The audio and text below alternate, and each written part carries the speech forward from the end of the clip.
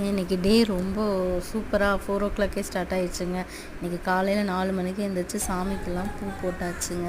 இன்றைக்கி வந்து கொஞ்சம் வெளியில் வேலை இருக்கனால கொஞ்சம் ஏர்லியராகவே எழுந்திரிச்சிட்டோம். பார்த்திங்கன்னா இருட்டாக இருக்கும், வெளியில் லைட் போட்டிருக்கனால பளிச்சுன்னு இருக்குது. 4 o'clock தாங்க ஆகுது.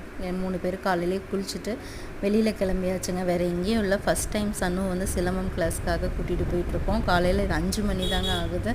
அப்போ காலையில் எந்திரிக்கிறப்பே அவள் கடுப்பாக தான் எந்திரிச்சா, ரொம்ப டயர்டாக தான் எந்திரிச்சா.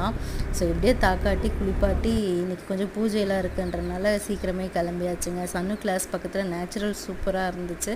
காலையில் ஒரு 6 மணிக்கெலாம் வந்து நல்லா நேச்சுரல்ஸ் வந்து நல்லா குயிலெலாம் சத்தம் போட்டுட்டு நல்லா இருந்துச்சுங்க.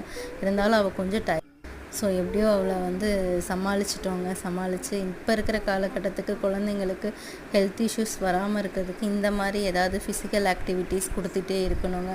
அப்போ தான் குழந்தைங்க வந்து ஃப்யூச்சருக்கு அது ரொம்ப நல்லதுங்க. ஸோ அதனால தான் இதை ட்ரை பண்ணோம். அவள் முடிச்சுட்டு